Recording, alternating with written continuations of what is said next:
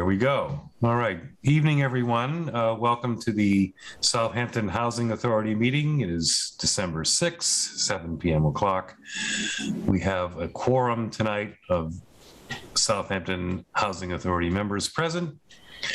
Also, we have some guests who are going to present to us this evening. We've got you first on the agenda. If I may, there's some housekeeping things we do before we begin. Yes. First of all, I swore I saw it on the agenda tonight that we would include an item, which I appreciate Janet prompting me, to do a review of the bylaws discussion we just had, but it's not on the agenda. And I'd like to propose to the members that we add that to the agenda tonight. We can add that, I could suggest we can add it right after new member recruitment. Or, Jim, we always have any business that cannot wait until our next meeting is listed as on the agenda as well. So I think we're covered. Although it's always good to let the public know that we're doing that. That's the only thing. Right. And that's not going to happen. But I don't know. I just take a minute. I'd like to just put it on the agenda so we can say that we thought of it and added it. So I'm hoping someone will make a motion. So moved. Okay. A second? Second. All right. By voice vote, because we're remote, please. Jane, Aye. Sini, aye. So it is unanimous that we will add that to the agenda. Thank you all. Okay. There is approval of the previous minutes. Did Sierra, Janet? Well, Janet, you did because you wrote them. I don't see that on the agenda either. You don't? It's on mine. Call meeting to order approval of minutes. Oh, yeah. I'm looking at the My Town above, Government. Above. Okay, I got it. Above. Gotcha. Yeah. Yeah. Good. Sorry. So, Sarah, did you have an opportunity to read the minutes in the previous meeting? Let's see. What date was that for? There's so many minutes. It's the ones. November. Yeah. We had 3 sets of minutes. We've been a busy committee. Yes. I was at November 8th because I think November 1st was, November 8th, Sarah. November 8th. Oh, it's about these very people who are with us today. Indeed. Good. All right. That was our last meeting. Yeah, right. All right. Well, I would move to approve those minutes from the 8th. I'll take a second on that. Okay. A voice vote, please. Timmons, aye.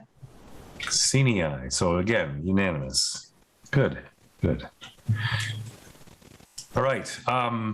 Next item is open time for the public. I do not see, other than our guests who are on the agenda, I don't see any other members of the public present. Jim, do you want to take a look at the other 2 minutes too that I sent out the other day, or you haven't had a You chance? want to proceed, show those? Yeah, I would actually. It sounded like we weren't going to go there, but I'm willing to go there. I don't So know. the 18th of November was one of them, or the 22nd? No, the 18th, right? No, that's not right. I'm looking at the wrong calendar. I'm looking at December. I think it was November 18th, just because that was the discussion of the property. Yep. Oh, right. Okay. I included that. And then there was, I think, one. So we'll vote on each separately is what you're proposing, which makes sense rather than as a group. Yeah. Okay. And then the brief minutes from the planning board Right. combined meeting. So if you want to just get those out of the way. Let's do that. And the planning board minutes were brief but concise, and so I appreciate them. That's my opinion on those. I'm just not seeing these minutes in my email.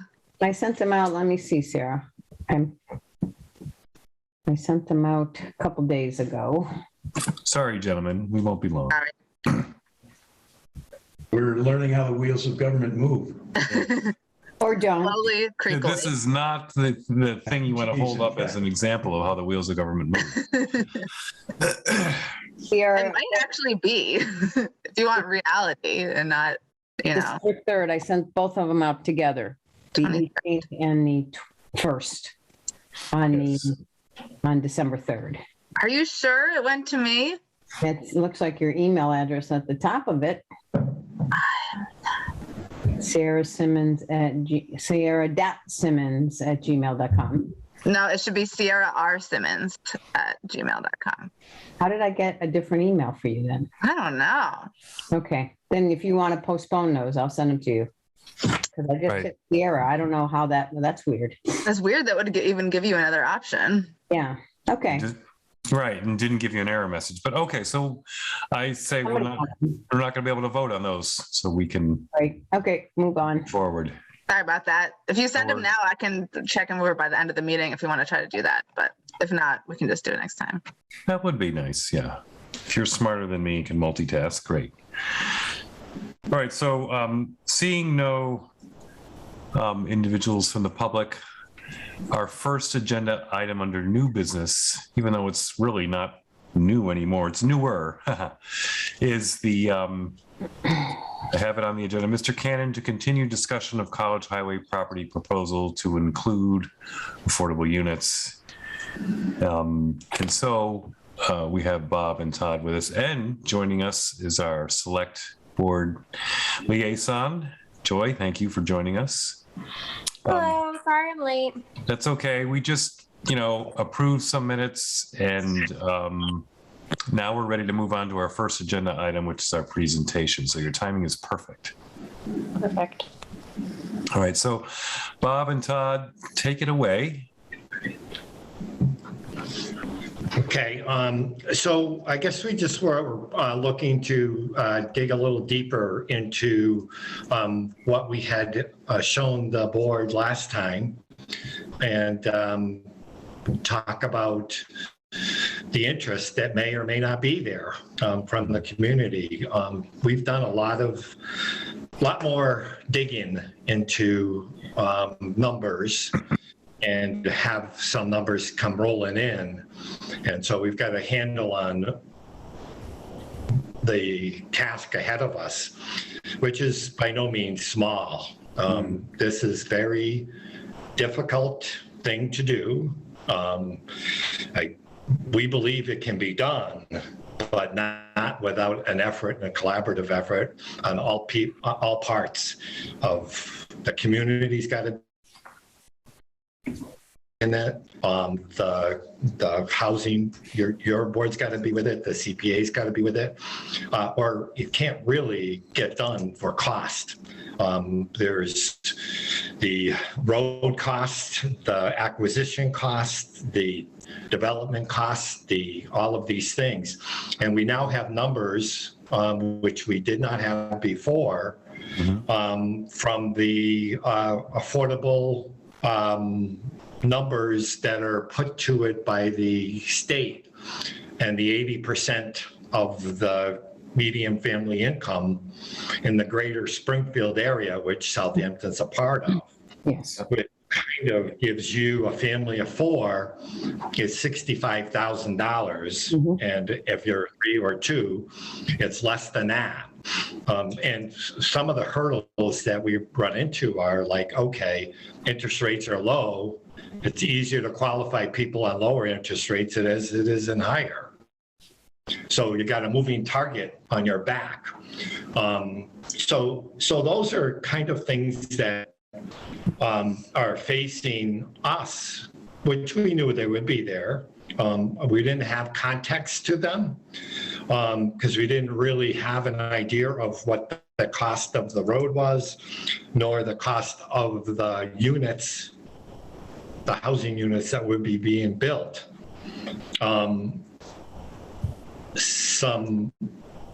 guess I could talk to you about some of the numbers that Todd has dug into. So Todd's for those that don't know, a mortgage man for his entire life. So he understands the financing end of the buyers and what they can do. And basically, Todd, you had come up with some numbers that talked about a family of 3, a family of 4, and a family of 2, and what those numbers are.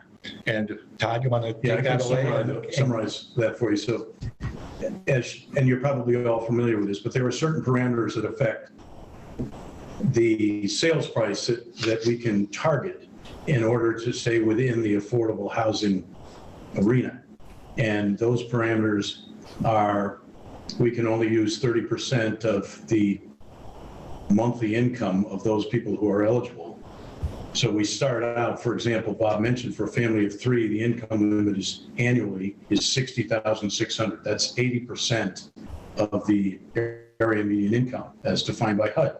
So 60,600, 30% of that is about 1,500 or so a month, turns out, that we can use for mortgaging purposes and everything, taxes and insurance. What was the dollar amount, Todd? I'm sorry. For the monthly. Month that people can carry. That's at 80% of, are you not able to hear me? Yeah, for some reason, I keep having you break up as you say the monthly lease, or the monthly mortgage, sorry. I know it's shocking, so And maybe I'm not hearing it right. Go ahead. No, I think he said 1,550 or something like that. it's around $1,500 a month that Okay, thank you. a family of 3 would be allowed to spend at 80% of their average, at 80% of area median income annually divided by 12 times 30% is $1,500. So that equates, if you take out property taxes and homeowners insurance, that equates with about an $1,100 monthly mortgage payment, roughly. $1,050 to $1,100 just for principal and interest, and that equals at a 4% interest rate around $220,000 as a loan amount. As of today's rates, which are lower, but again, as Bob mentioned, we don't know what rates are going to be when all this comes to fruition, and we have to accommodate the potential of change. But at today's rates, it would mean a mortgage of around $250,000. That's $250,000 with a minimum of 5% down. So an equivalent sale price of roughly $275,000. And how many year mortgage is that, Todd? It's a 30-year fixed rate. 30. Okay. So as we try to figure out whether we can, so if we take this number, let's say we take 275,000, and Bob, please reject whatever. But if we take 275,000 and we ask the question, can we build single-family houses, 3-bedroom houses for that, given the price of land, the cost of the road and construction, never mind the soft costs that may come into play if we have to pull the state in and get all the affirmative marketing plan and all this business they require, which would be hiring a consultant. It gets really challenging. And so that brings us back to the opportunity for the town to invest with us, or we with the town, however you want to characterize it, doesn't matter to us. And the help you could potentially give us to subsidize the affordable units. So I guess my question is, what kind of grants are available through the state that you could apply for as well? Well, Because it's not just the town, right? So. And so let me step back a little bit and say that what the state has done, unfortunately and fortunately at the same time, is that it's put its emphasis on helping developers of rental properties. So if we came to you and said, look, we're going to build all rental properties here, then we could go to the Department of Housing and Community Development and apply for $150,000 subsidy per unit. We probably could pull that off. We'd have an investor come in and get the tax credits that apply only if you do rental housing development. So we would have that in our quiver that we could offer to potential investors. But what's happened, the help for single-family owner-occupied, borrower-owned housing has essentially been eliminated, except for 3 potential sources. One is the CPA money, which you talked about. But the answer to your question, Janet, related to the state, is that there is a community builders program specifically for building single families and 2 families offered through DCHD, Department of Housing and Community Development, DHCD, whatever it is, with the help of Mass Housing, which is underneath that department. But there are some limitations. It has to be in a gateway city. and we're not in a gateway city, or it has to be in a qualified census tract and we're not in a qualified census tract. So we'd have to apply for a waiver to get that this Southampton parcel approved based on our plan. So potentially there's money there, but it's probably unlikely. An overriding consideration given for that is that it's not written in stone, but it is based on the most recent awards historically. There has to be an emphasis on helping people of color and people with or people with disabilities. And certainly we could, in the affirmative marketing plan, we would open it up to everyone.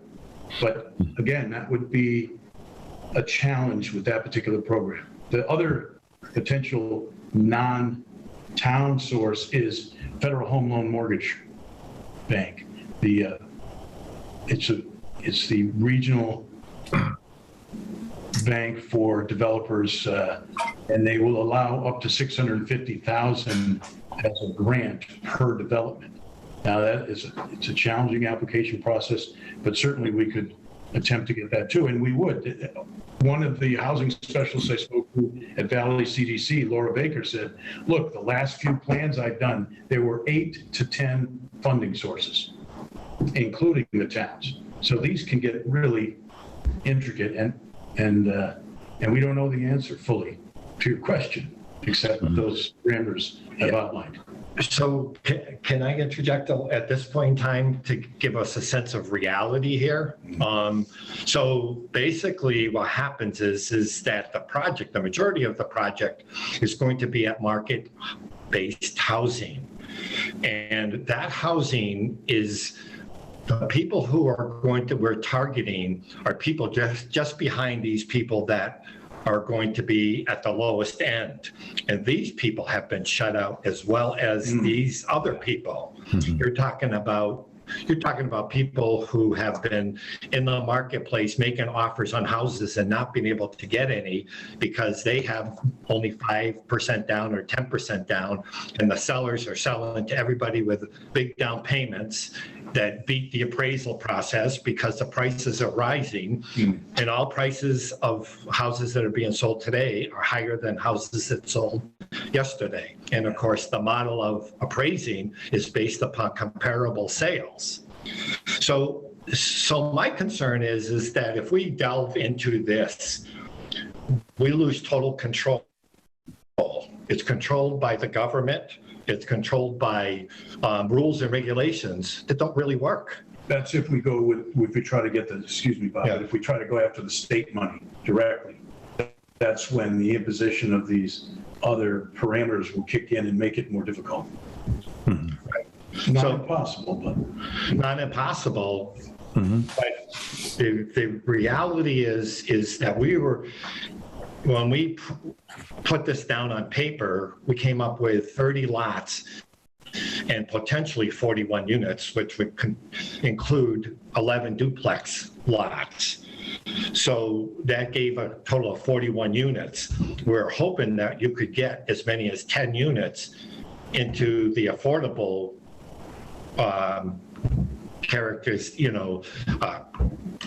block of housing that we could do, and then the other 30 would be done at market.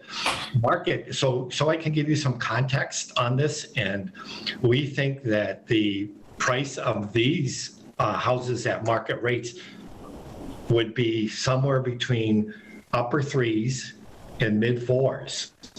And those houses, you're looking at houses that would be in the range of anywhere from 1,100 square feet to 1,700 square feet, which are small garrisons, small capes. When I say small, they're not really small, but they're small according to what you've seen being built today. They're all, because of the price of the land's going at $140,000 or $150,000 for a building lot. That forces you to put, and they're big lots, and in order to get the value of the lot out of the the house, you have to build a house that's 2,500 to 3,000 square feet or more. And those houses are running $700,000, $800,000, and $900,000 in the marketplace. And those are not really, those people can afford, they don't need any help. There's a lot of people that will sell their lots at 150,000. There aren't many people that are going to sell their lots, and really what is driving the price of these lots to be lower is the RV and their inclusionary zoning that has shrunk the lot from the RN and our Rs down to 30,000 square feet, 130 feet of frontage, or in the inclusionary 80% of the 130, which is 104 feet of frontage and 24,000 square feet for the lot. So that in and of itself does not allow for these big houses. And it's really the key to having housing that's affordable. I mean, when I first got into the business, there were all kinds of lots that were 10 and 15,000 square feet. As we've gone down the continuum, zoning has increased in a local town. I'm not going to mention the town, but in a local town, 75% of the houses that exist are grandfathered use, non-conforming lots that you couldn't build on them today. So what happens is it's been taken away from people in affordability, and it's getting harder and harder and harder for people to be able to buy a home and put a roof over their heads. So the only way that you can really kind of get to it as the least expensive way to do it is to change zoning so that the lots are smaller and you can have more density. Right. That's one of the several things we're working on, with the bylaws is really looking at that, different, either through overlay districts or really reevaluating our current zoning limitations, and Bob, I don't know if you were part of these discussions, but in past meetings discussing with the planning board, it was pretty clear that, I mean, you both know the area, you could not make a Mountain View Circle kind of development with today's zoning, but that's exactly what we need. Right. So, but getting back to the discussion of what we're proposing here. Yes. Yes. I think one of the creative things that you've done, in my opinion, is to propose things, like duplexes, which does allow some, economies of scale, obviously, when you're looking at a per unit cost. So I guess I'd like to hear more. Maybe it's time. I don't want to jump the gun here. Maybe folks have questions. Can I just add quickly something else? Sure, go ahead. Okay, so where I was going with this is that the bottom line is that the units that are going to be guided into the range of affordability, according to the local Springfield area AMI, yep. Is that you're going to need some help. You can't do them at 2.25 and 250. Mm-hmm. They're really at 300 and they're at 3.25. So what we see as a way to get this done is that there's going to have to be some help from the town that would put in $30,000 to $40,000 to create this affordable unit, of which it remains affordable for forever, because it's a deed restriction that goes inside it, and then the person has to qualify for those mortgages. And in the qualifications that we didn't really get into, people at that income level don't have a lot of money, and there is a limit on how much they can have. And I think it's $75,000 is liquid. That's all the money they can have. Mm-hmm. So they really can't, the number of people that can actually reach the higher price range with $75,000 in the pocket is few and far between. So again, it really comes down to, is the CPA or CPA money interested in trying to do that? and I guess one of my points would be is that by having fewer participants, meaning that if it's just the town of Southampton and the developer and not other third parties, it's easier to achieve and easier to control. And it's another thing, Jim, and just so you know, we're interested in doing, I live in Easthampton. My wife is from Southampton. Todd lives in Southampton. We intend to do a nice project that would be a credit to the community. And we want it to look good. And we want those other houses that are going to be market-based houses to be attractive options for buyers. So, They all have to be attractive options, right? Because they can't look different from one another. So, Right. And that's the requirement. But point well taken. I'm going to interrupt here just for a minute because I see Sierra has her hand raised with a question. Go ahead. Thank you. Is there a particular reason why we want these to be ownership and not rental units? Because you were saying, Todd, that there was different help available for rental units, and rental units do count towards our 10% quota. So is there a reason we wouldn't go that direction? Well, you certainly can go that direction. Our interest is in developing the opportunity for home ownership because we see that twofold. One is if we can create affordable housing, it's going to enable people that are born in Southampton to keep living here. And second, home ownership is well established as being a key towards financial security, whereas renting is not. And I don't mean to be cynical here, but I'm not interested in developing rental housing so that we get higher tax breaks for those that don't need them. And that's essentially what the income tax credit does on rental housing. And I don't mean to politicize this, but it's the reality. And the other thing is, how are we helping those people that are renting? I understand we're getting them housing, but we're not really improving their financial situation. So that is, and Bob and I are both committed, as I said, to home ownership. And as Bob said earlier, and this is true, we're at different stages in our lives. Bob and I we actually look much younger than we really are. But we are not, this is not about creating another income stream for the next 30 years for us. I'm past that. I was very fortunate in my business. I still am. We are committed to doing this at essentially, we're not into this for the profit. We're into this for the result, which is to create affordable housing, both big A and little a.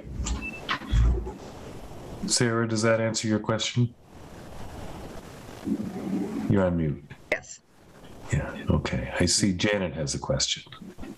yes. So a couple quick questions. One, when I know it's deeded, but my understanding is that affordable housing still requires management to make sure it stays at the rate it's expected to stay, even though it's deeded. So it just doesn't, 20 years from now, when all of us folks on this call are no longer in the housing authority and we don't really have staffing to manage something like that. So I guess, before I would say that we could commit to anything, and I don't think we're quite there anyway, but we need to understand the plan to manage that.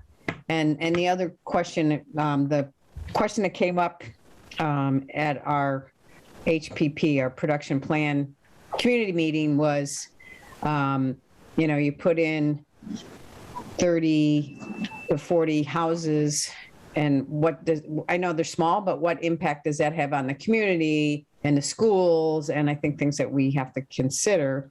And if that's the case, would you consider at some point, I think somebody mentioned putting all affordable senior housing or something along that line. But I'm just curious. Those are thoughts that I never had until the topic was brought up at our community meeting that you folks attended.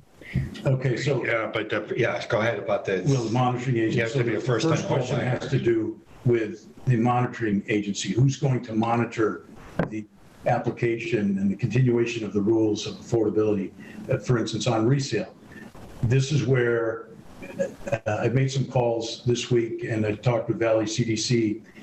And so they are one agency that might potentially partner with us to provide that monitoring ability without having to have it be done by staff in Southampton. Obviously, it can't be. You don't have the capability at the moment, and probably won't. I mean, it's a budget item, et cetera. So partnering with one of these agencies that provides this service long-term it can be a reasonable and effective way, and in all likelihood would be the way to do this. Hilltown CDC is perhaps more likely, and I have a call into the director. I haven't spoken with him yet. Just a quick comment on the second, the community impact, and I know Bob wants to add more on this too, but that's hard to predict.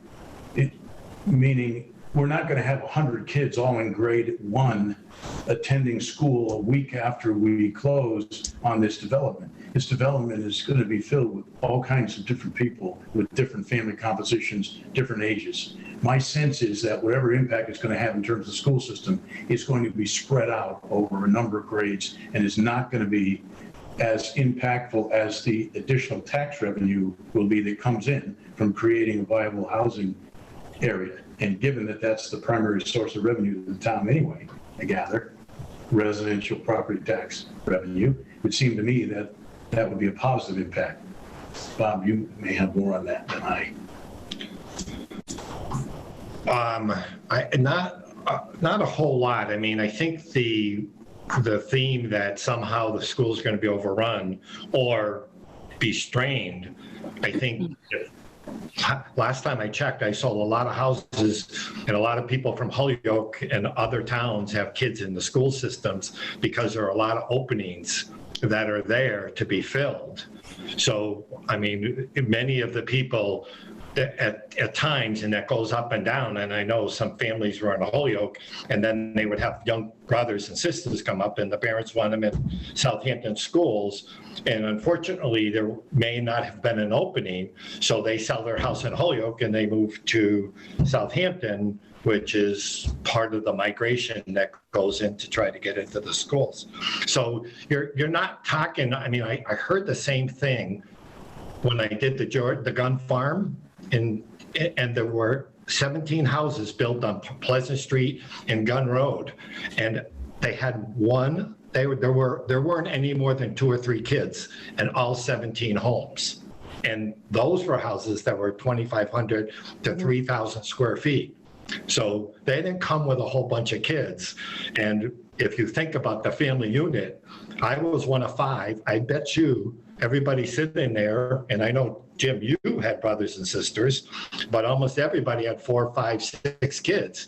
You're lucky if a family has 2 kids. That's a good-sized family in today's world. So things have changed, most of it because of economics, which I think is kind of sad, but it's a reality, and it just does not seem to me that you'll have a lot of stress because of the number of units we're talking about. And then the elderly, but you see how you hit on the other thing, on the affordable elderly project. So under the Affordable Act, you can't have owned a house. You got to be a first-time home buyer, and a first-time home buyer is expanded by not having owned a house in 3 years. So most of the elderly who would be buying these houses would have a house that they would sell, also have assets in greater than that is allowed. I'm talking about the 30 units, that are going to be market rate, not lowercase affordable. They would be affordable, and they would be available for seniors just as much as anyone else in the market. Yeah. And they would be affordable because by keeping them relatively small to be in the same character as the affordable units and having smaller lot sizes and limiting the size of the house, will keep the prices down. That's our belief. So one of the things that I just want to reinforce, which I believe I mentioned last time, is that we're also simultaneously developing a housing production plan. We're working on creating a housing trust. And we're still figuring out what the parameters of the duties of those who are on the housing trust. But maybe that includes some of this management you're talking about when you get to the question of long-term management of the capital A affordable units. But if it doesn't, to your point, Bob, I think you can procure services from like a Hilltown CDC, and you can use probably CPA funds to help pay for any, charges they may incur to make that happen as a long-term viable means to manage that. In other words, I guess maybe I'm being too Pollyannish, but I think there's means to address that very real concern. And also say, we all have to remember this, the town votes on whether they want this. This is not the housing authority. It's not the planning board. It's got to get through the planning board. It's got to get approved from housing. It's got to get approved from community preservation. And then, as you know, it has to be signed off by the town, the town meeting. So, good point. We're not I guess my concern is, I know you're looking for us to embrace it, and I don't think anybody doesn't want to embrace it. It's too, again, Janet Kane's opinion, no one else's, and not as a housing authority, but, it hasn't gone to the planning board. We haven't seen a real plan. I know you've done some of the basic numbers, but I think there's a process before we get to the CPA perspective as to when I would think you and Todd, Bob, would need to go and present it with housing to the CPA or the CPC. I'm going to take a different view, Janet. Tell me what you think of this. So I think, because it has to start somewhere, I believe, and again, this is just one person's opinion, mine, that we need to start, if we're going to build a case for this, we have to start somewhere, and it starts with us. And so I think part of the, for lack of a better word, packaging this to the planning board, packaging this eventually to the various committees, to the town vote, is more than just a voice support of the housing authority, I think, is what these gentlemen are looking for. They're looking for some real commitment. We can't commit to something until it happens, obviously, but I respectfully think that we can, and that's what we're here to discuss, is what skin in the game can the housing authority commit to at this time to give it its best presentation, for example, to the planning board, to its best presentation to the town. The town, in my opinion, townspeople can't really vote on this until it's solidified. This is what we're proposing. So I do believe that it starts here with this group, with these gentlemen who are good enough to come and present to us, and for us as an authority to say, we do support this and we support it to this degree. And I think that's part of the discussion where I think Bob is getting to. We're starting to crunch some numbers. But I don't want to jump too far ahead. That's just my opinion. Sierra, I don't know if you want to chime in here, because Jen and I seem to have a little different perspective. And I'll just say, Jim, I'm not saying that it doesn't start with us saying, yes, we want to have 10 affordable houses in town. I just, without a clear plan and a commitment from.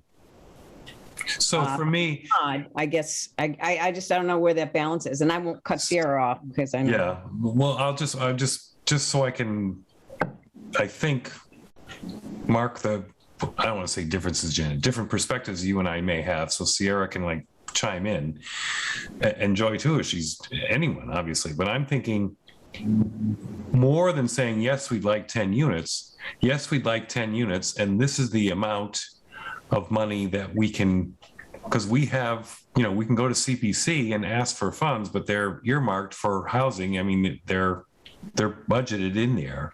We can, I believe, make a commitment to a certain amount given X, Y, and Z are met. So it's more than, yes, we want 10 units. And this is the skin into the game for the town's perspective, because that's what the town would be voting on, essentially. The town would agree to this, and that's why I think this process needs to be very transparent, because these are taxpayer funds. They're not the housing authority's funds. And we need to be real transparent on what I believe a commitment to a certain amount, and And I'll add, Bob, you had mentioned the previous meeting, you know, you had some contractors who you said would signed on to, you know, committing to doing the work for a certain, you know, less than normal or whatnot, you know, more transparency around that, showing an actual contract saying this is our usual rate, this is what we're doing it for. To me, that's all part of the, quote, for lack of a better term, sales job of presenting it to the town that this is something unique where everybody's got skin in the game. So that's kind of where I'm coming from. But Sierra, I've talked too much. Yeah, I think what we can do at this point is give sort of like a contingent yes. Like, yes, if all these other parts come together, like, hell yes, we can do X amount. And then just knowing that if other things fall through, they fall through, and, you know, things change over time. But I think at this early stage, we can at least indicate, like, interest, and that if all things, you know, if all the things that are promised are moving forward as planned, then I think we could, you know, maybe say yes to that. I have a Other question. thoughts? Looks like Todd. I Go have two ahead. questions. The first is, Jim, when you were speaking about the skin in the game in relation to the housing authority, and you mentioned CDC, is there money separate from the CPA funds that the town could conceivably commit as a result of a housing board action? No, that's what I meant, the CPA funds. There's CPA funds. Yeah. And then the second question is, and this kind of leapfrogs on what you were saying, Sierra, would it be possible to have a motion, and I'm doing this as an outsider, a motion from the housing authority that says something like this, that we move to suggest or recommend to the CPA committee and the planning board that they review the proposal for the development on Route 10. If you move, right? Yeah, so if you made that motion, then that would be an impetus for us to go before CPA and planning. You're saying that's really what has to happen. But I, you know, until you own the property, I guess I feel like we have a catch-22 here. So you're looking for a commitment, but we can't commit to any funds because we don't really know the whole scope and the final scope. And you know, I'm not sure Well, Jan, that's me. I'm not sure I could commit to it with a little bit more detail than a drawing. Well, bill. I hear you, and I agree, but to me, the Naive. detail, yeah, I'm sorry, Jen, and I cut you off. Go ahead. For me, Can I? go ahead, Bob, go ahead. So I don't expect anything other than what we're looking for is interest. And this is the beginning of communication with the community, a lot of different groups of people, and including the planning board, including the CPA committee is the next. I believe that they have control, and I may be wrong, of those funds on behalf of the town. We have to go to them and say, hey, here's what we have. This is what we're interested in. Are you interested in it? And in addition to that, I need to meet with the Board of Health, because I need to talk to them about the septic systems that are going in there. I want to know that that what I know is okay at the state level may not be okay at the local level, and is there options there to work together to get this? And I will also add the water department. I want to meet with the water department because I want to talk to them, and I want to say, okay, you charge $4,000 for a water meter connection to the house, and that's okay for all of the market-rate houses. Is there any flexibility in these houses that we're doing for less than, and all of us have to contribute to making this, including Todd and I, who are hopping into this thing on a shoestring? And bottom line is that an option? And then I would want to meet with the town and people who are interested in the proposal to answer questions that they have. And then once we have done this, but right now, we proposed it to your group, the Southampton Housing Authority, because it was a logical place to start, and we were directed that way. Mm-hmm. But there was other people that we think that we need to meet with and get their support. Right. So that I'm not asking you for anything until we actually physically get it. Right. But I also am asking you, I'm not going to lay out $150,000 for plans without having any support, because it isn't going to happen by this guy, and it ain't going to happen by that guy, and it ain't going to happen by anybody. So I'm interested, if you're interested, and I mean, you be the rhetorical Southampton, if you're interested in it. And I think I can't tell you that as I look at this parcel and look at the benefits, there's something in it for the town. The people who live there are hopefully going to butt a bike path, which they would enjoy that immensely. For everywhere I go, bike paths are loved by the community, and it actually splits the property, and it's a great feature in addition to some natural resources of the river and some open space, and also in addition to supporting local businesses. And there's some commercial lots there to add to the commercial base. And across the street, you're going to go to Cumberland Farms to get your gas, and Via Paisanos and Dunkin' Donuts. And so it kind of has a lot of different things there. But I wanted, without you saying, so if the Housing Authority says, we have no interest in this, right, then we don't need to go further. But I would like to get beyond that point to see if, to me, and Jim, I would ask you, because you have a better feel for it, is the next logical step to meet and go before the Southampton CPA committee? So I'll give my best guess on that, but I see Janet has her hand up, so I'm going to let her ask a question first. Yeah, and I'm curious as your answer to that, Jim, but my answer, if you were asking me that, Bob, would be there. That's probably too soon. But anyway, that's Janet speaking, and maybe the planning board, and you need to get some buy-in from these other groups before. But I would like to make a motion, because the word I have problems with is interest, or is commitment.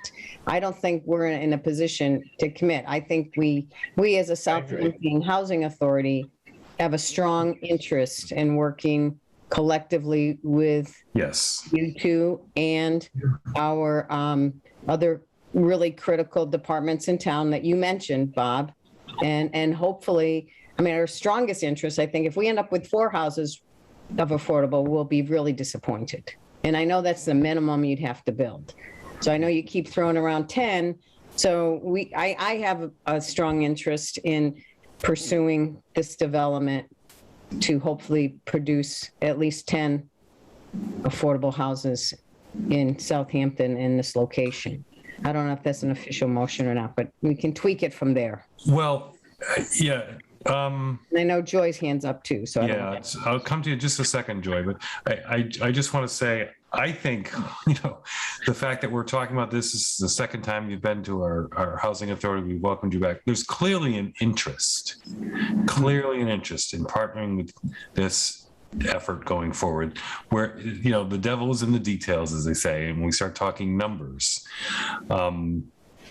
So, if you want to vote on interests and very broadly defined, I think we can do that. But I think we should maybe start looking at some numbers tonight. And that's how we go before the CPA, because they're going to want to know how much money, and they're going to want to know what's behind it, and et cetera. But before we go there, Joy has her hand up, and so please. Hi, sorry, I've been listening, but I'm also doing double time duty. Yes. As single parent this week. Oh. So I've been listening. I guess I have a couple questions. I know we talked about not using state funding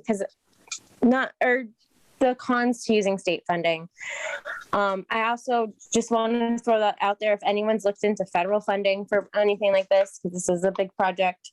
And with going on nationally, what's been going on with the housing market. I think it's not just a Massachusetts thing. Nationally, there's been issues. So if anyone's looked into federal funding for a project like this.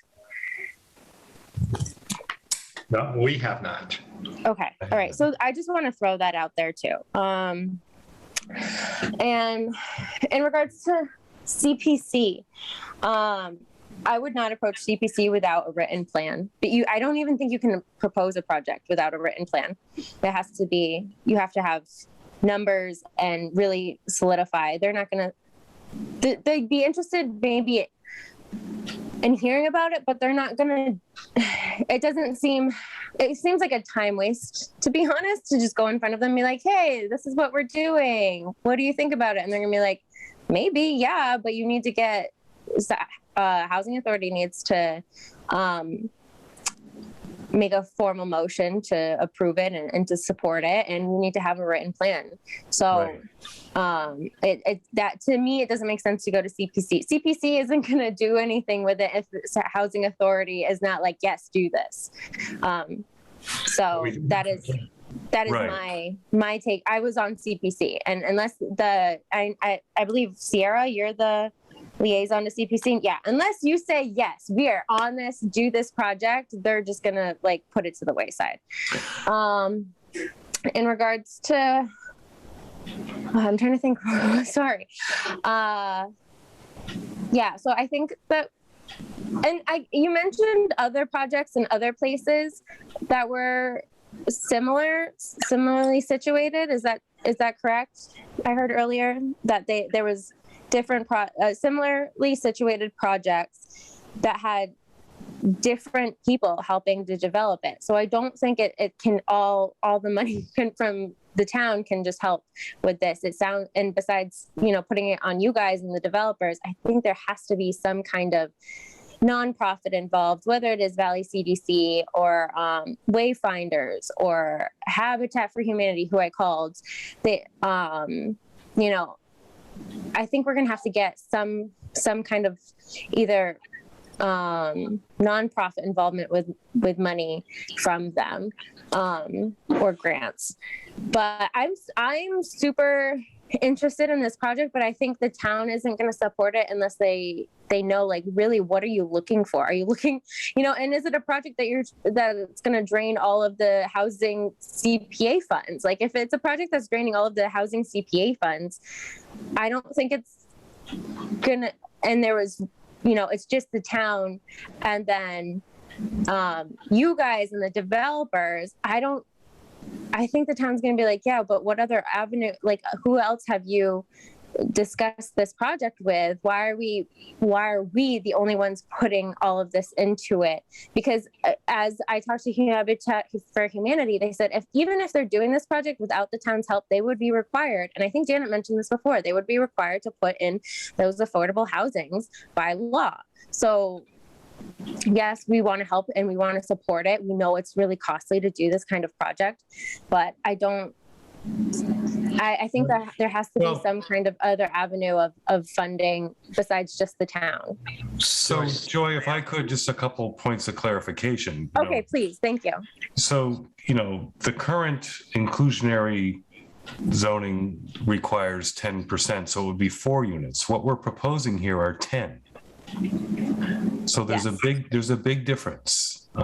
Is that a firm 10 or is that an up to 10? I think I need to understand. Right. Those are the kind of details we need to work through. And my question is for that. Okay, so so it's 40. If there's 40, it would be 4, and you're looking to put 10. Okay, thank you. All right, my math is not good. This is why I'm an attorney, not a mathematician. Okay, go ahead. Sorry. No, I was just going to say the other thing, I appreciate what you're saying, how the CPC is going to want details. To me, the question is, how many of those details can we work out here? Can we work out enough details that we could take a vote that, as is, we would support this so that they could go to the CPC and have something concrete. The housing authority supports this. Are we ready tonight to make that kind of for lack of a better word, commitment based on working through some numbers. Again, just because we say we support this in these numbers doesn't mean that if it eventually it's built, that's going to be committed without everything being met. As far as other entities investing besides just the town folks, I think, it looks like Mr. Barron did a pretty thorough research of what the state options are. And for lack of a better word, it seems they come with a lot of strings. What about this federal home mortgage bank that Todd? That was a federal source we could look into, right? Right. So looking into federal funds is a possibility. I'm not sure if, Joy, you mentioned a nonprofit, what kind of funds they're going to be able to provide as a nonprofit, like a CDC or usually they offer guidance. They offer consultation. Which I would even appreciate them at this point to offer consultation with the town and with this group, just because I don't know. As a liaison, I guess I don't have much to offer to you guys about it, but I would love to hear from someone who is an expert on housing and creating affordable housing in different towns and what the town should really be considering when investing in these projects. And it sounds like you've had some discussions with Valley CDC. Yeah. I've heard, I have. Oh, Robert? No. Bob and Todd had some. Yeah, I think maybe they mentioned them before. Before you came in about those contacts that led to. So there is somebody at Valley CDC, Laura Baker. She's been very generous with her time. And just to clarify what I said earlier, and by the way, we can hire Valley CDC possibly or Hilltown CDC to be a consultant, but that's something that we certainly will do if the timing is correct. But in the meantime, we're trying to get information without having to incur expenses for either us or the town. Yeah, absolutely. Just to clarify the research earlier, I have looked into federal money, and what's happened with the federal money is that it's coming into the state agencies. The Department of Housing and Community Development is responsible for administering federal funds. And the newest funds that Baker hopefully going to sign off on, this new allocation of the ARP money, right? The recovery plan money, that's also already earmarked, both literally earmarked and agency earmarked. So those funds are not going to be available except in very specific circumstances, again, with a focus on rental property, gateway cities, and qualified census tracts. So theoretically, there's federal money, but in reality, there's not going to be federal money except possibly from the Federal Home Loan Bank as loan and or grant, and we'll explore more of that. And the last point is, as far as the numbers, we do really have some concrete numbers. So let me just summarize those quickly. The first is we have 41 units on this plan, 10 of which we are absolutely committed to in writing on the plan, and any additional written statements you need from us and verbal statements to building affordable units with a capital A. So no equivocation on that. Second, well, assuming that it all works out, but that's our plan, right? That is, as we've all said, the world changes. The second is that the additional 30 units, 31 units, they will be at affordable levels with a small a because of the nature of the properties we're building, and they will reflect the character of the affordable units. We'll have a homogeneous neighborhood, a very similar neighborhood to what's already there on Lynn Drive. It's an extension of that. So, Joy, one of the things that I wanted to mention is that the CPA has been around, I don't know, does somebody help me a little bit with this? Haven't they been around for about 15 years? Is that about right? So It's been around a while. Yeah, it's been around a while. And I guess my question would be, how many units have you created that are affordable so far? Exactly. So, Zero. So let me. I agree, Bob. To your point. Go ahead. Going to the next page. Well, so the point is that this is a plan where you can control and potentially get 10 units is what we would like to try to do. And the reality is that there has to be a bridge between the actual cost of the units and the money that these people can afford to buy. Right. Otherwise, if we draw this and throw this plan out, every plan, I'm very aware because I've been in real estate since 1979. I've been involved in 25 new projects, at least 10 building condo projects. So I've seen them all. I know you can pay X for a lot, and I know you can pay X for a condo lot. And the rest of it is fixed. The shingles are fixed, the 2x4s are fixed. All of that information is fixed. And the only way you can get there is by taking the bull by the horn, so to speak, and having the CPA, which has bought bought 200 acres in the last couple of years of open space, but not spent a dime on the affordable housing. So here's an avenue that you can potentially get 10 units of it, but if we can't have some kind of idea without spending hundreds of thousands of dollars, that there's going to be some seriousness, that you're actually interested in this, then we can't go any further. Right. It just doesn't work. And Bob, to the point, we want to be good stewards of the taxpayers' money. That's Correct. true. But I also say, you're absolutely right about the number of owner-occupied affordable units that have been created.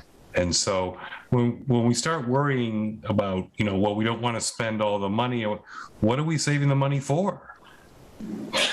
Yeah, no, I understand. I guess I need to know, and I think the taxpayers need to know what exactly is the money going to be paying for. And, starting off, what's the purchase price of this property? Like, everything, because you are asking for the town to get involved, everything is going to have to be laid out for the taxpayers. Right. Absolutely. Yes. What is right now? You guys don't own the property. Someone else owns the property. How much are we looking to are you looking to spend on the property itself?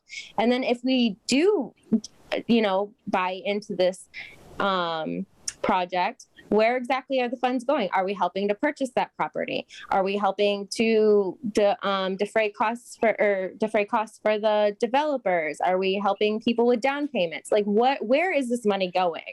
Right. So And I think transparency is key. Yes, Yeah. I agree. Because I think I mentioned earlier that Bob talked about some of the contractors willing to work for less, seeing that in writing. Yeah, we need to know who the contractors are. Are these, I think that's going to be big for the townspeople. Like you keep, yeah. But Yeah, Janet, you have your hand up? I would have to. Go ahead, Bob.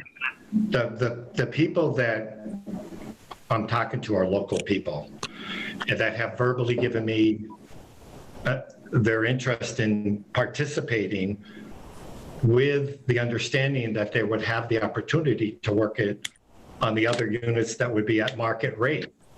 The people, they are the people that all contractors use for plumbing, for heating, for propane, for all of these things. But you're not, so the gamble is taken on by Todd and myself. Mm-hmm. For the town, there are 10 units in there that will need to be subsidized in order for them to get to the affordable level. That's where I think the interest for you should be, is how many units do we get? Are we getting for our money that we're contributing? And you're getting affordable units that you have 0 today, and 2 years from now you'll have 10. So, but I'm not going to be able to say to you that you're going to want to know who my guys are and how much am I paying for the land. The land values are going to come, those lots are going to sell between 100 and 120,000. That much you need to know. But that's tell me the last lot that you know that sold between 100 and 120 with town water.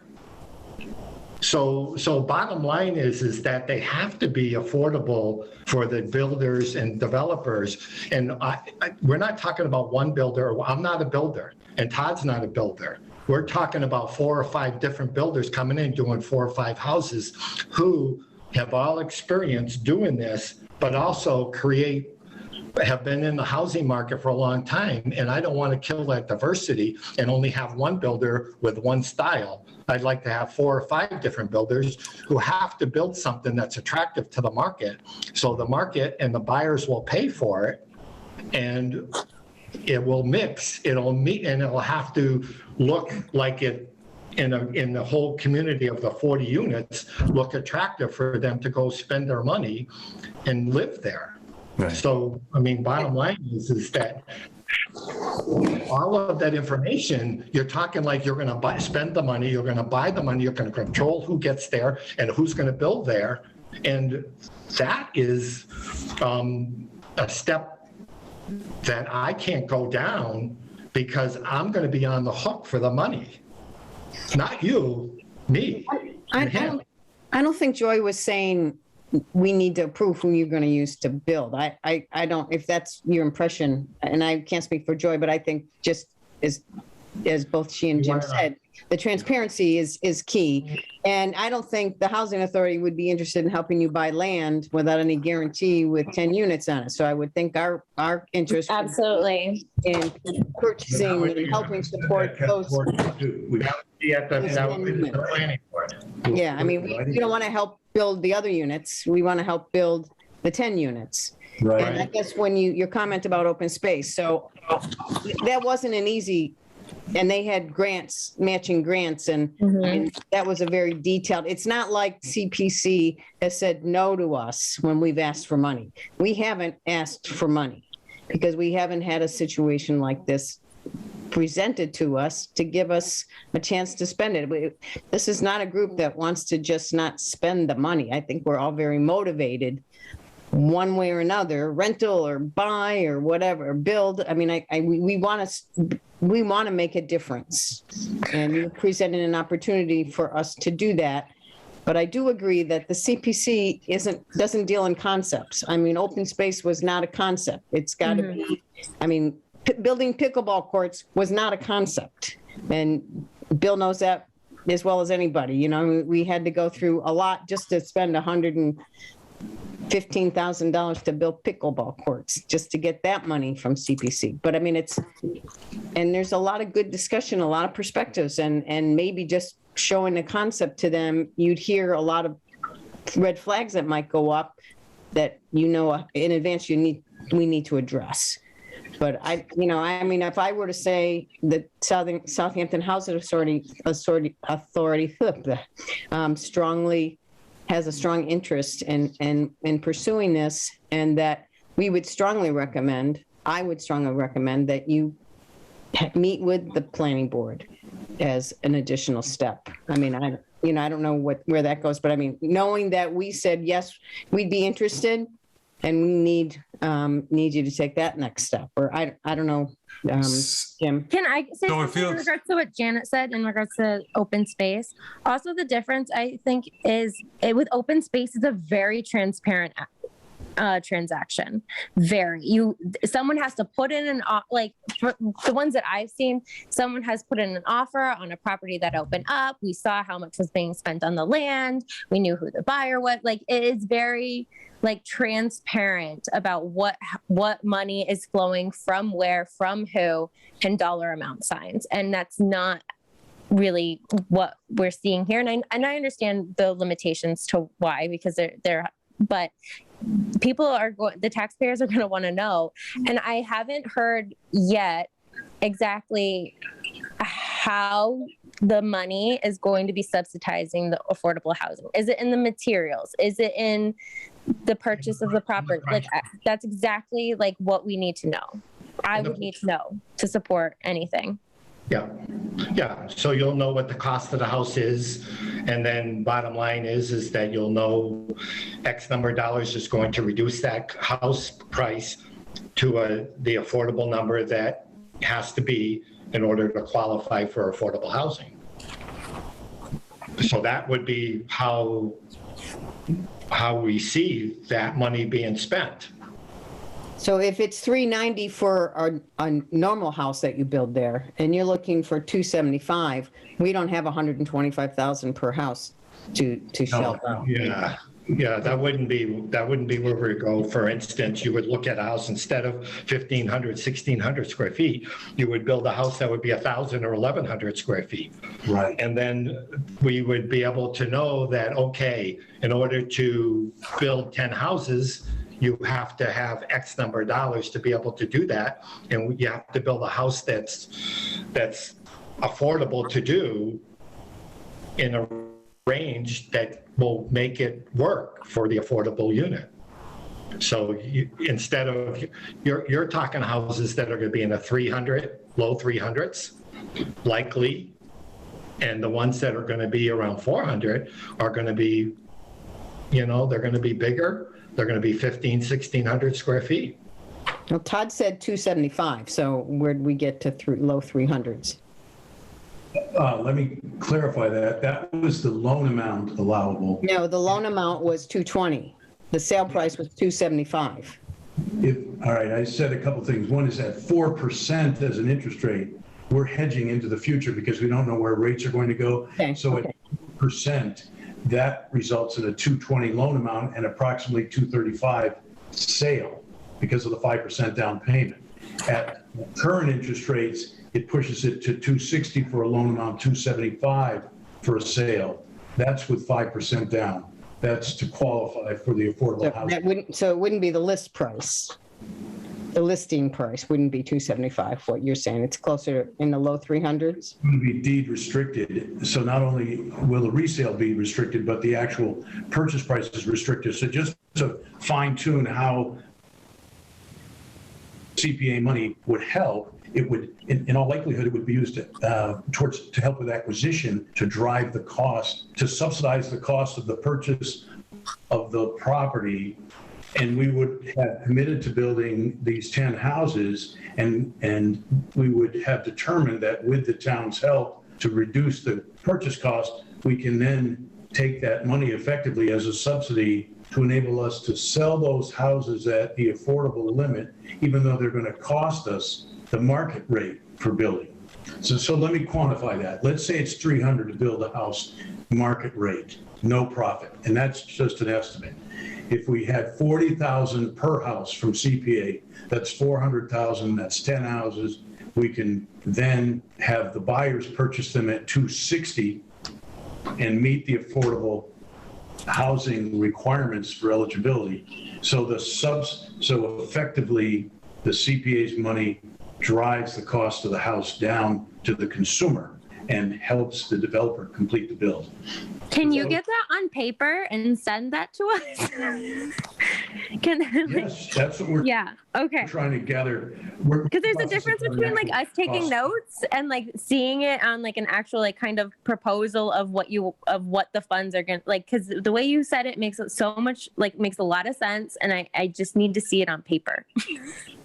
I don't know. I'm sorry to speak for the housing authority. No, Joy, I think that's what we're looking for, Joy, is whether we can accomplish that, in my opinion, in this meeting or not, I'm not sure, but we're looking for, I am anyway, that level of detail and transparency. So in addition to the numbers you're talking about, Todd, I'm going to go back to you, Bob, and I would like to see more than a verbalized promise from the local, subs that are going to do the work, some kind of itemizing of that, because I think not only does it help the housing authority get a sense, I'm going to use that term I used earlier, that different people have different, skin in the game, some way that you can itemize your and Todd's investment in this. I assume you're not taking the usual realtor's cut in this effort here. So I believe if we make all that transparent, not only does it make it easier for the housing authority to get the sense, okay, this money that you're looking for is well spent and everyone's got something invested besides just the CPC and the housing authority, but it also, quote, sells better if it ever gets, hopefully, to town meetings and we're selling it to the taxpayer, that it's not just their investment that's making up the difference, that we've got contractors who are local who are taking a lower rate. We've got a realtor who's in it and not taking his usual 5%, for example, and it's not just words. It's laid out, Bob, so that people, so it's very transparent. I think that's, you know, that kind of in writing is really going to help, because what you're asking per unit is a lot of money. I get the numbers, you know, to make it work, but it's also got to be a demonstrated investment by everyone involved, in my opinion. Perfect. We get it. Right. Well, just so you know, just so you can hear it straight from me, we already know that my price that I charge builders is different than what I would charge a homeowner, because the contractors are in a very tough business right now. It's really hard to explain to people what it is like to build houses. Most of the guys have disappeared. They're not even building houses, they're going robbing. Your demand exceeds your supply. Yes. Yeah. And then,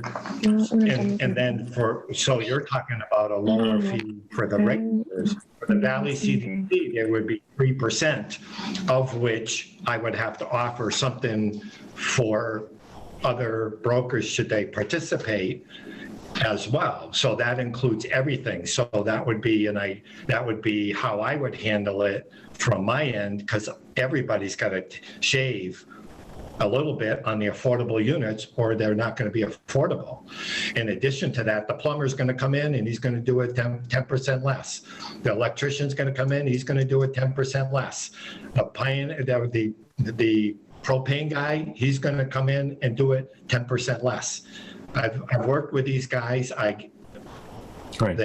So seeing that demonstrated, I think, is really going to help. Yeah, well, we'll be able to do that once we get farther down the line, though. The other right. piece is that, you know, Bob and I are prepared to invest a significant amount of personal funds in this, and that's going to reduce the carrying cost, which reduces the cost of the project. In other words, we're trying to reduce the debt service. By reducing the debt service, we're able to reduce the cost of each home. And that's not a trivial investment. We could stick these funds in the market, and I don't have to go into a discussion of that. But for no essentially limited risk, limited long-term exposure, we would. So you may think we're fools, but the point is that this drive is to create these affordable units. If we don't do that, then we're all going to be talking in 15, 20 years. Our kids will be living in the outskirts of the planet because it'll be the only affordable place they can live. We'll be able to Zoom with them periodically, but they won't have the joy of living in the Southamptons of the world, you know? Janet? They won't afford it. Right. I just wanted one clarification, Todd, and I take the notes here as the clerk, so I just want to make sure I don't miscapture something. Did you say that you would look for CPA funds to offset the cost of the lots? Well, in reality, what's happening is this, in round numbers, and we don't know this to be a fact yet because we're still negotiating with the seller of the land, but we think that building the roads out, doing the infrastructure, which includes potentially the infrastructure in front of the lot that's going to be given to the town for a safety complex, and also building the infrastructure out in front of the 4 commercial lots that are on Route 10, including all that and buying the land, we're looking at somewhere to the tune of $3.2 to $3.5 million. Okay. Now, if you divide that by the number of lots, then just to break even with this, we have to get a higher amount for those lots than really the market will bear, especially because 10 of those lots will be for affordable housing. So effectively, the money from the town if it were to come through the CPA funds, it would be used towards that, the development of the roads and lots. Then what would happen, and now whether you call that money for, I don't know what, it's money towards the overall project of purchasing the lot and building the infrastructure and roads. So you have a spade-ready building site for each lot as a result of our efforts and a result of the town's involvement, and you have the commitment. It'll be a deeded commitment that 10 of these lots have to be affordable. So the money from us would be upfront before the building occurred. Any of the houses would occur then, is what you're asking, your ask would be. I don't think that's an absolute necessity. We just need to know that, and again, this is premature, but we would need to know that that's committed. Because otherwise, we wouldn't build affordable housing there, right? I mean, it's not a chicken before the egg problem. It is literally a coincidental commitment that, yes, we've bought this land and we know that we can proceed to build affordable housing, and we know CPA's along for the ride, the town. And I would caution you that no one has approved in the town, our public safety complex, to be at that land. I understand that. Okay, I mean, it might be a senior citizens housing center, who knows, but. We only need an acre for the senior center, okay? We only need Not that you're pitching that. I feel like you're asking for a commitment for the CPA funds, but the town has to commit it. Like the CPA can say we'll commit it, but that goes to the town, and the town has to vote to commit it. And the town isn't going to vote to commit something without like dollar signs, contracts, et cetera, laid out on the table. I mean, Agreed. Housing Authority can support it, CPA can support it, but at the end of the day, it's the townspeople that you're going to have to convince to vote for it. Right, and I agree with that 100%, which is why I keep harping on the transparency piece. You know, the more you can lay out, it's starting with us as the housing authority. I think we've demonstrated great interest, and we want to give you greater commitment so you can think finances. But you're really, in the end, the townspeople have to approve it. And so, to Joy's point, I think the transparency piece in writing on these various elements that are coming in to make this work is really, really important. And we want to help with that. But I think a lot of those numbers and that kind of transparency is going to have to come from your end. Sure. Okay. Yeah, I see it a little bit different from Todd, is that the money for reducing the price of the affordable units at the end of the house building stage, and when you're closing.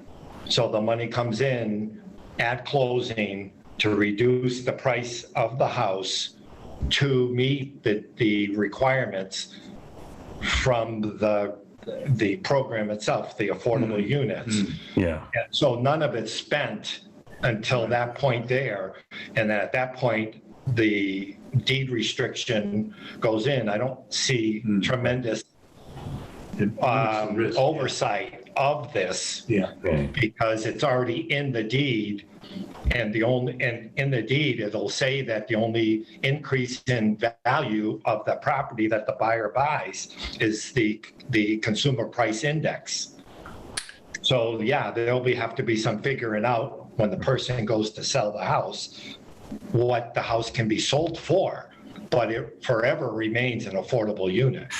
Right. And I think that's the quote commitment you're looking for. And that's why establishing a housing trust, which can then hold those funds, and it can be designated, it's for this purpose. Because, you're a long way away from shovel ready, but you got to be shovel ready. You need some sense of who's funding what, and we're going to get these 10 units. Right. I have another question. So, okay, say we commit the funds. Yes, we're giving you the funds. I'm just a little confused, and please clarify. Where are the funds going? Who are we paying? Who is getting this check? The contractor that builds the house. Okay. So that is where the commitment is ultimately to, is to these contractors who are building these houses and selling them at affordable prices. That's right. Okay. Thank you. Through this affordable housing trust that Jim's referring to, that gives the town more control and more certainty of where the funds are going and that they were spent according to the CPA mandates. That would all. Yeah. Okay. Yeah. So, for me, I don't know if we're ready to put this into some kind of a motion or whatnot, but I don't know if we're ready to work out an absolute dollar amount tonight. We've thrown out some figures and given us a ballpark.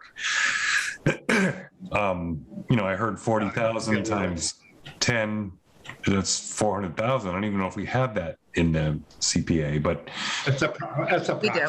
You have It's no idea. You have a long way to go to get there. But I believe that if you wanted to go to CPC, and throw around, similar numbers, they would need to know, is the housing authority on board with that? And for me, the housing authority, my vote would be yes, pending all this transparency I'm talking about. Some actual written data about, frankly, Bob, you're in Todd's investment in this, because you're right. This is not, I imagine, the usual for you. So I don't know if you're getting your usual whatever, but some demonstration that you've got you got investment in this, and it's not, same with your contractors. For me, that would be big, because that's going to sell it all the way up through the various committees and all the way up through to the town people. Absolutely. I think even when you get to CPC, you're going to want to have the contractors on board, and they're going to be like, okay, so where's this money going? Here are the contractors. They're committed to building this house. Okay, we'll commit to subsidizing these housing, and then it'll flow right through to town meeting. But I appreciate you guys so much, and I love this idea so much. But I know that it's bigger than all of us, and we need the contractors in the room, and we need more financials and more things on paper to bring it to CPC and eventually town meeting.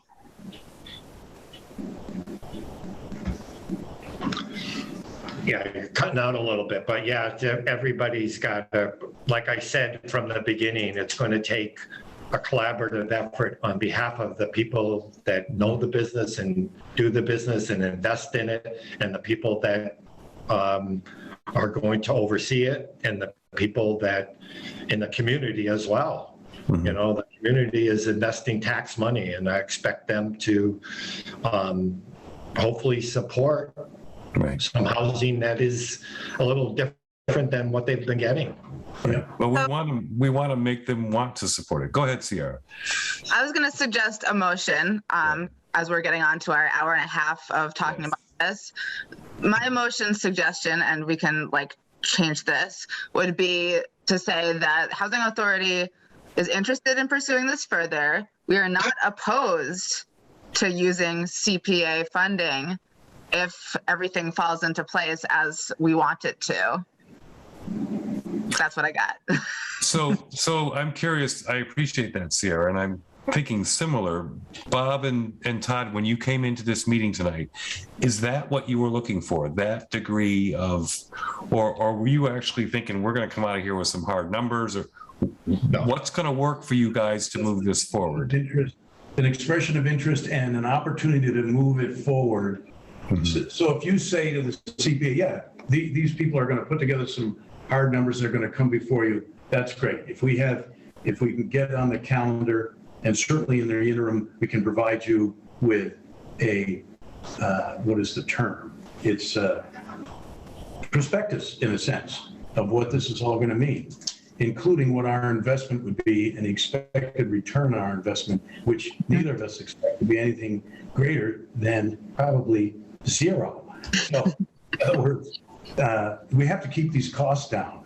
We're not being paid salaries to do, as neither are you, to do this work.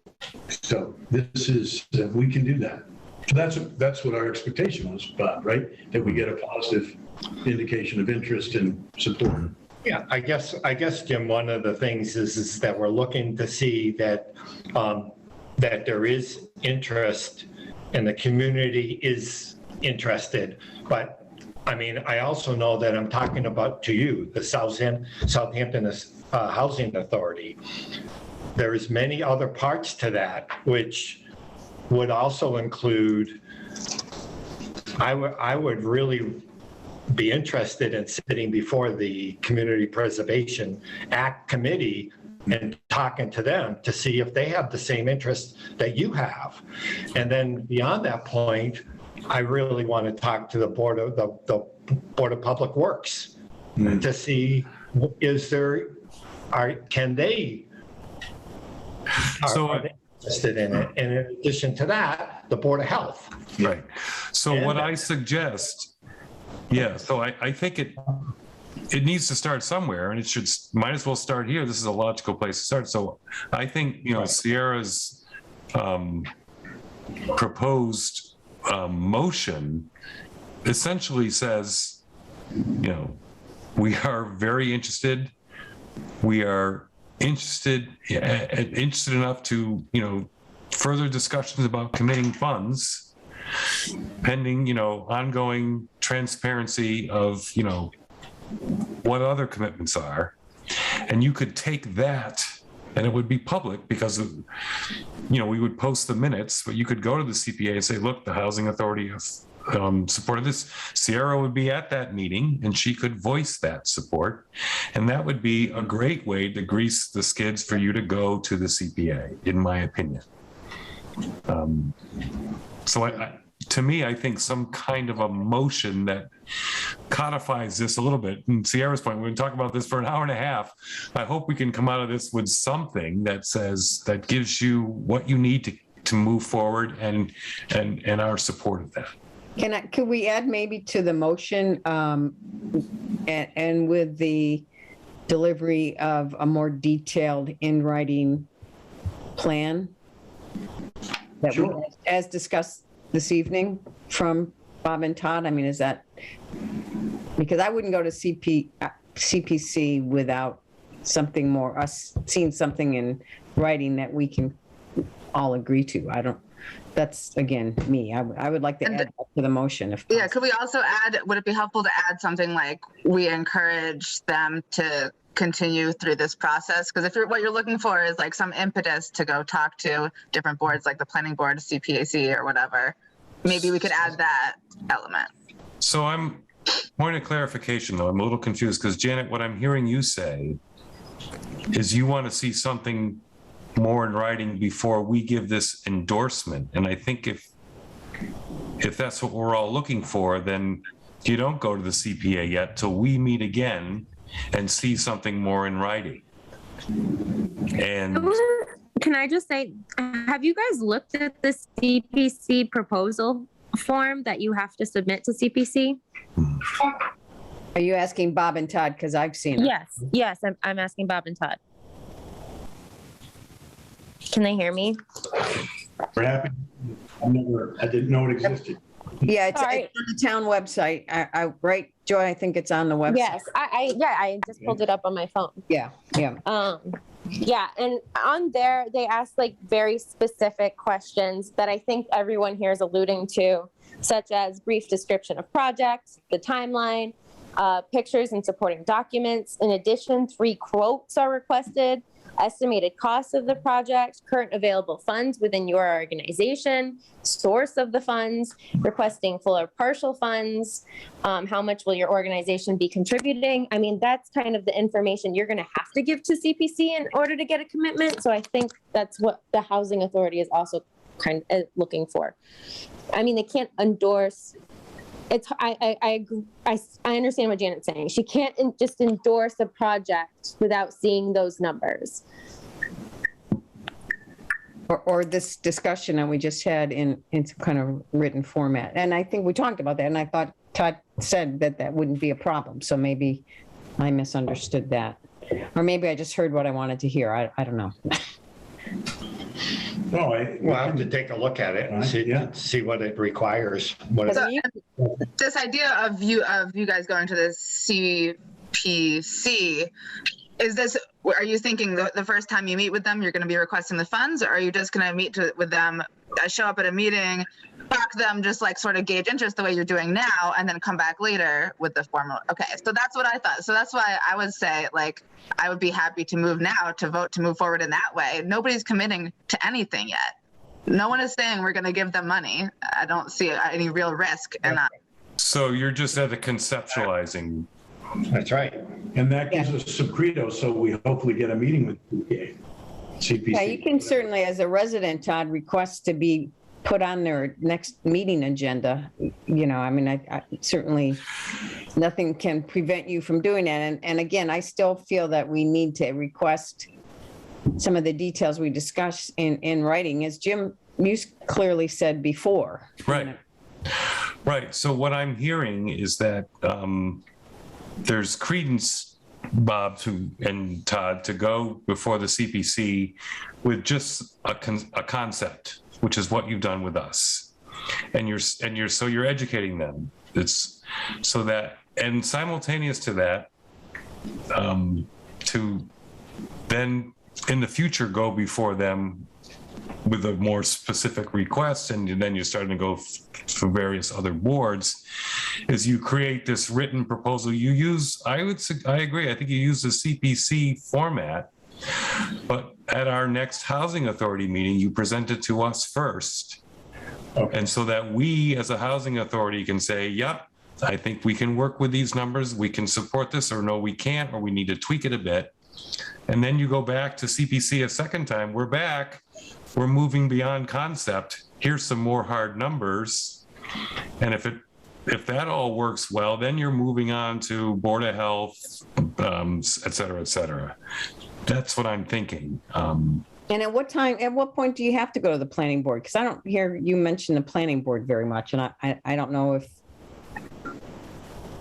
that's, or is that further down the road, or I guess I'm just.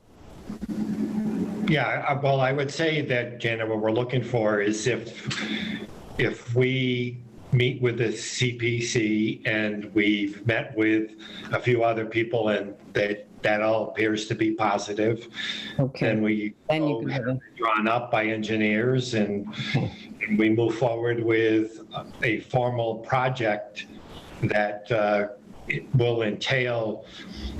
It's at least $100,000, but it's probably much more than that. Yeah. Okay. For the plans.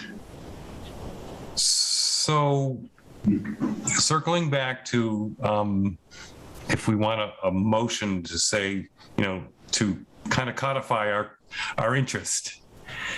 I think Sierra had a decent motion there, and then we, again, I would encourage, I'm going to repeat myself, Bob, sorry, you and Todd, go to CPC just to provide that concept education. Simultaneous, you're taking their form from CPC and you're working that out. So next time we meet the housing authority, you're again on the agenda, but now we're working through some harder numbers and there's more transparency and we can actually see things.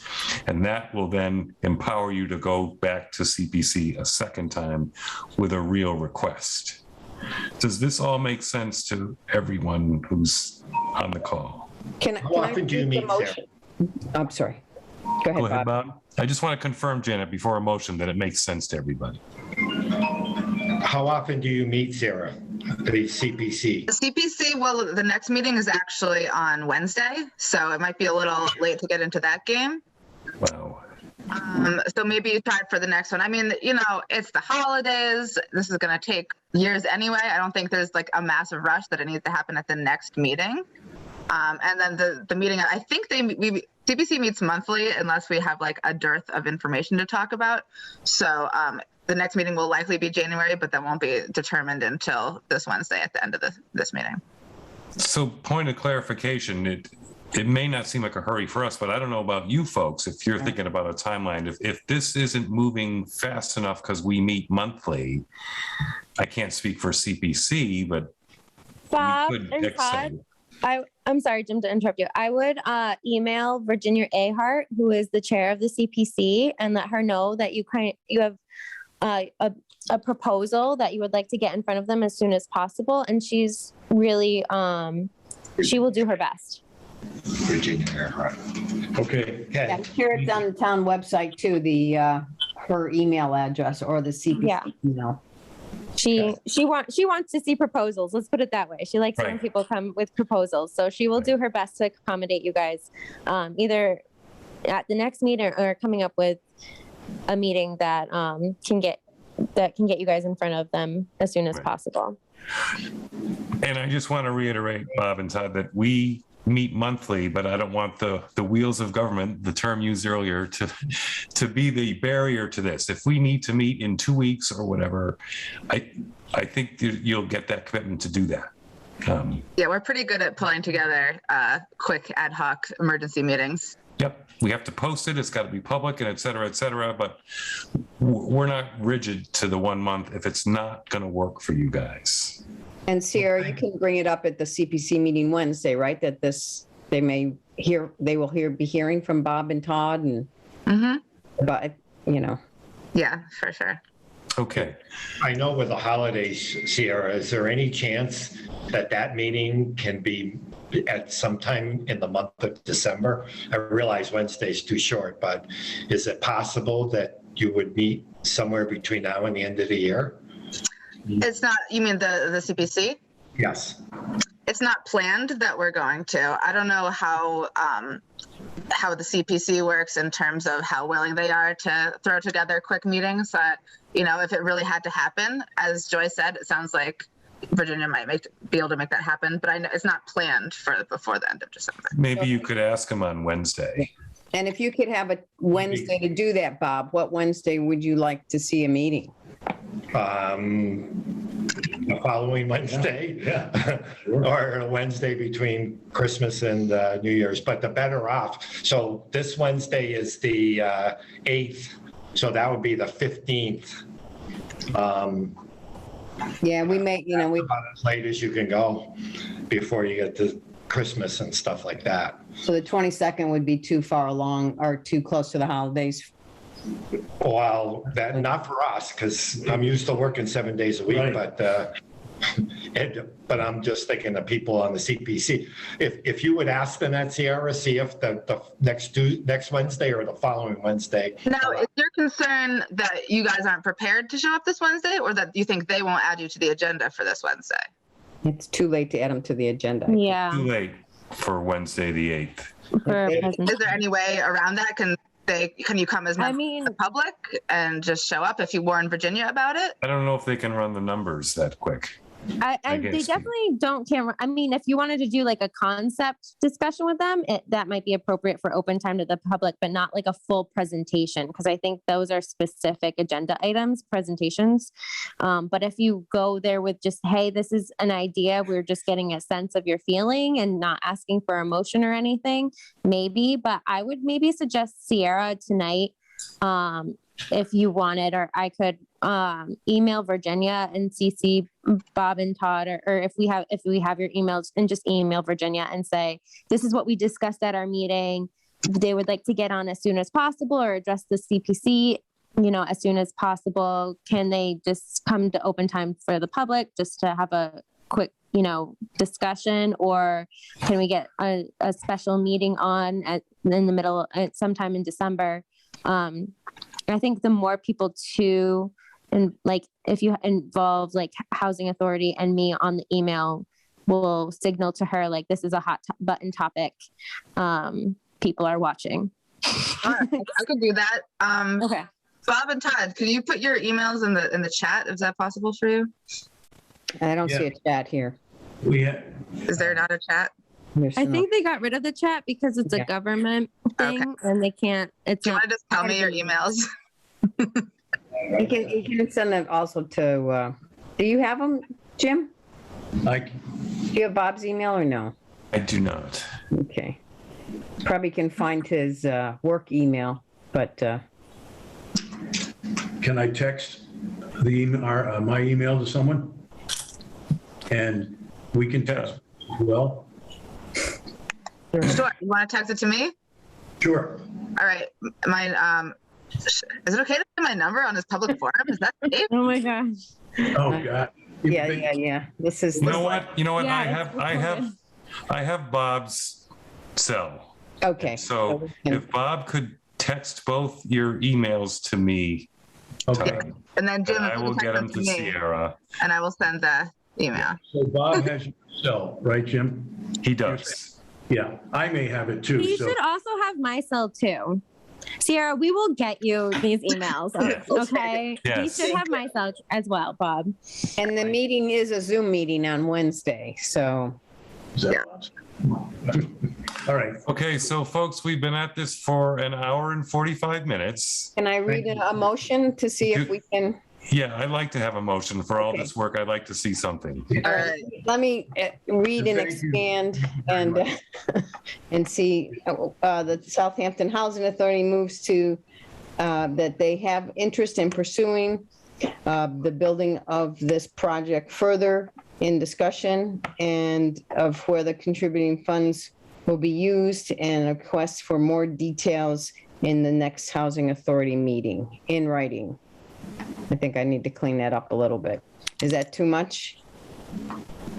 Or are we just saying we're interested? I mean, if you want to just put, we move that we're interested in pursuing this project further. There was also reference to being enabling us to go before the CPC. Yeah. Right. Yeah, I don't know that we need to put that in the motion, but Okay. You could put, we support them going toward the CPC. Yeah. who wants to try to redo the motion then? Okay, Someone more articulate than me. moves to, I mean, you said move to interest in pursuing, to move to pursue the project further is kind of what, Okay, so we have interest in pursuing the project further. We encourage Bob and Todd, who should really come up with like a snappy name for yourself. We can stop calling you Bob and Todd. To bring this, we encourage Bob and Todd to bring more details. Saturday cartoon show or something, the Bob and Todd. No. TV, we're working on that. TV 12? TV 12. That's right.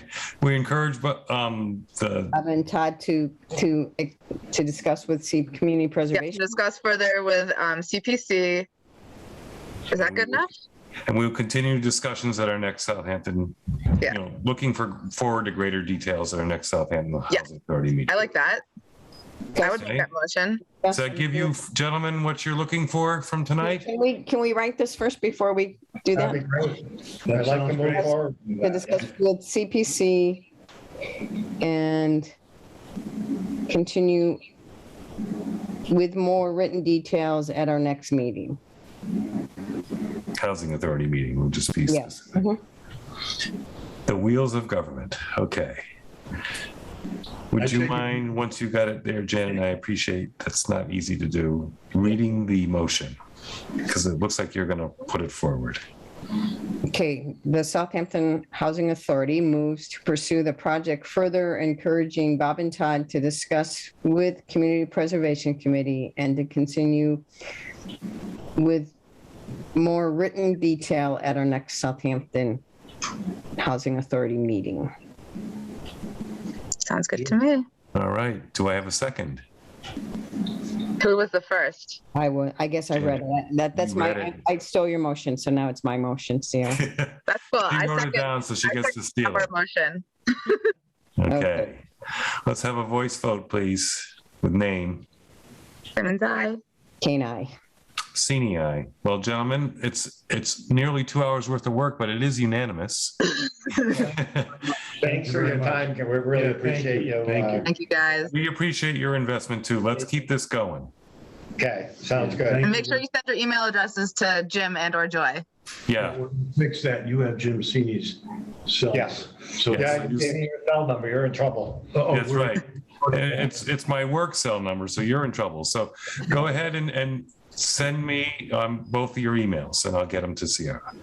Thank you. Thank you all. Have a good night. Yeah, thanks a Night. lot. Thanks, gentlemen. Enjoy the game. Okay, well, that's great. I forgot about the What game? Yeah. All right. That's the Patriots and somebody. Yeah. Yeah. Not that I'm paying attention, but it's 8-7. All right. So now we're moving on to our agenda. If I can even find it. Wow, there it is. So it's new recruitment. Member recruitment is next, I think. Yeah, a lot of these things are, ongoing, so they might, especially after nearly 2 hours, pretty fast. Yeah. Could I move to strike everything from the agenda except a brief bylaws discussion if we feel that's necessary? Actually, you can, because we could just spend time verbalizing what we kind of already know. So that's an interesting motion. Do I have a second to that? What was the motion? Oh, two. Strike it all except the bylaws thing that we just added. Yeah. I'll second that. Okay, let's have a vote on this. Voice vote with name, please. Simmons, aye. Kane, aye. And Sini, aye. So there would yet another unanimous vote. All right. Thank you, Sarah. So we're moving on to our bylaw update. I was going to strike that one too, Sierra. So. Oh, we could strike. Okay, my only thing. Okay, I just No, have I one think thing we I should want to. discuss this a little bit. I know. Yeah, there's one thing I want to say about that, which is this cluster development thing. Is that really happening? We're discussing that tomorrow. Is that happening? I don't. Hold on now. Maybe tomorrow. No, maybe I was looking at something else. Hold on. Oh, that's select board. Just kidding. Okay. Planning board is not meeting again until December 15th. Are we going to join them again on December 15th to discuss the cluster development bylaw? Or Since we didn't get to it last time, is your question? Yeah. That's a good question. I'll have to propose it to Paul. the chair. I mean, it sounds like right now we almost are ahead of the game because they're just cleaning it up and making it consistent. And then after this year, it seems like it's when we're going to be able to make changes. So I don't know. I don't think that, okay, personal opinion, I don't think it needs to be a joint meeting. I think if someone wants to show up to it, probably not me. After that last I have one. a conflict, so that leaves Jim. So. Yeah. Jim wants to show up to it and represent it. Maybe Joy wants to represent the housing. I'm always there, guys. I know. Okay, so I don't think it needs to be a joint meeting. I do think that there should be someone on our team there to make sure it's all on the up and up, make sure Richard understands maybe our priorities for next steps, because that was one element is like, what is the next step after the little review? That might be useful. I don't think it needs to be a joint meeting. So great. So you guys are telling me I have yet another meeting to attend. Fine. No, Joy said she'd do it. No, I don't think it's fair to put that on Joy. She's our select board liaison. She's not on the housing authority, and that's no offense, Joy. I think it's asking too much of you, unless you really are into it. I voiced my opinion anyways, and I think it aligns with you guys, but I'm sorry, you cut out on my end. I didn't quite. Okay, I'm shutting off I think the wind is getting to it. Yeah. I said, I voiced my opinions anyway, and I'm pretty sure they align with housing authority. Mhm. If you guys got that sense from the last meeting. Mm-hmm. We knew that already. So You're a great liaison because we don't have to even liaison with you. So Yeah, it's amazing. you channel us well. Well, you know what? If I'm available, I'll jump into as a citizen, Yeah, I wouldn't. Yeah, if you can join. If not, if anything seems shady, I'll call it out. But I don't think anything will. I think at this point, the chair is concerned about the funds that they have to pay for the consultant. And so time is a factor. If anyone's had an attorney, he times like an attorney. That's how he keeps his time. He's very on top of it. So I think he's just very wary of making sure they're accomplishing format and succinctness of the bylaw, and money is time in his mind. So I understand why the last meeting got a little off the rails for him. But I get it. In the housing authority defense, they also had the chair of the ZBA there. So I don't know what else they expected. Right. Mm-hmm. Right. Exactly. It was going to get that way, but no, I appreciate Paul's approach, frankly. Okay. I think if zoning is represented, then it's important to have someone from housing there. Or Absolutely. Maybe that's something that we can find out. Like, is zoning gonna be there? Because if so, then yeah, I definitely think that housing I authority bet should be there. zoning will be there. If zoning is there, then I think someone besides me should be there. it didn't make my minutes, just so you know, Joy. Good. It's fine. I mean, everything else made it onto YouTube, so it's great. Let's remember we're being recorded. So I'm looking at my calendar. I've got multiple calendars. That's a problem. I think I can get there. I won't guarantee it, but I think I can get there. So, Yeah, I mean, maybe we should just clarify that he will be talking about cluster. I mean, they have so many to go through just to yeah. get them concise, and then we can look for money to help. So I'm willing to send Paul an email asking that very question. I'll CC you folks, and we'll see what his response is. Is that good? Okay. Any further, do we want to have any, Jerry Springer wrap-up moments regarding the meeting with the planning board, or? Well, I think they definitely made me realize that we have some decisions to make as directions, and what, I mean, we want to do it all is the bottom line, but to prioritize. And so, I mean, I think it was a good education for me, and I'm glad I went, and it did kind of say, well, there are things we need to discuss before they make those changes. Right. So well said. I agree. I learned a lot. Yeah, and really helpful to hear Richard's just suggestions. He seems like a impartial, just like trying to make things as effective as possible person. So I appreciated that. Mm-hmm. Good. I think as much as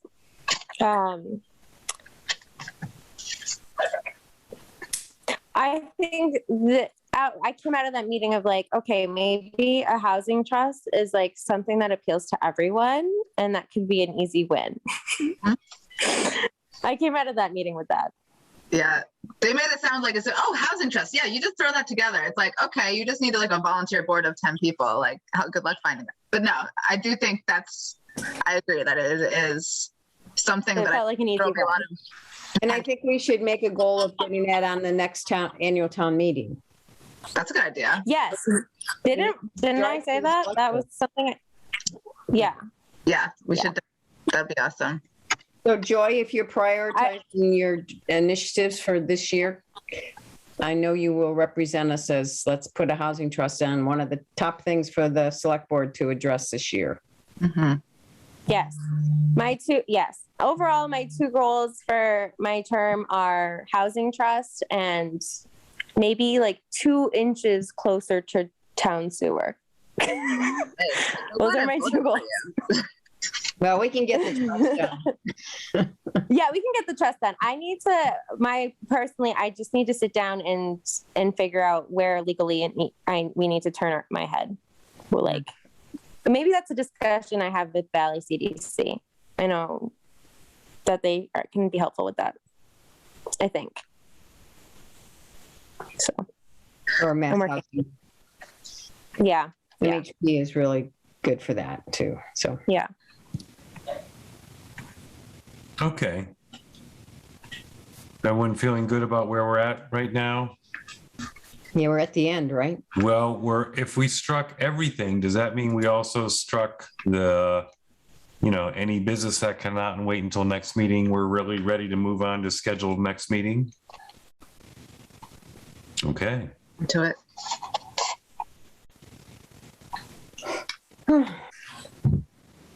Well, my calendar ends on So I guess I'm free. My phone doesn't, so we're good. the I can 5th help. of January, if we stick with the 1st, right? Or no, take that back. The 3rd. The Third would be our next meeting. 3rd would be the first Monday. Okay. I'm free that day. Works for I'll be me. honest with you guys. If you're planning anything the first week of January, I'm out for the count. I'll be in a very contentious trial all that week. Oh, So, Good luck. Hoping you might I'll need it. it. But I can watch it on Zoom or call in at some point if I can. But, Do you want to stick with the 3rd then? Because I think if we're going to meet with Bob and Todd again, I hate to put it off any longer. agreed. yeah, no, you should Okay. meet on the 3rd. I'm just letting you know I probably won't be there. Okay. And then do you want to go back to 6 p.m.? The 6 work for people? Right. I was going to ask the same thing. Did 7 o'clock work? Should we go back to 6? What do people want to do? What was the reason we switched to 7? Was someone busy just this particular Monday?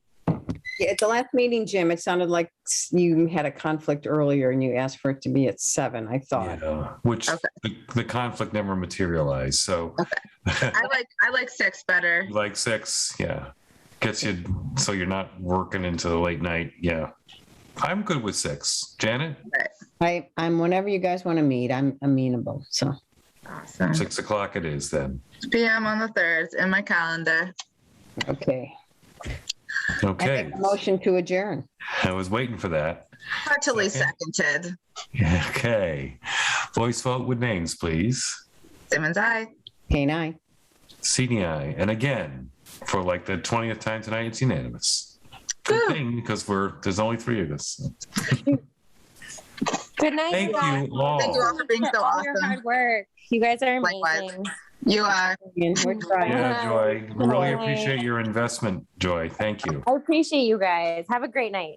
Okay. All righty. Bye. Happy holidays, everybody. Yes, thank you. You too. Bye-bye.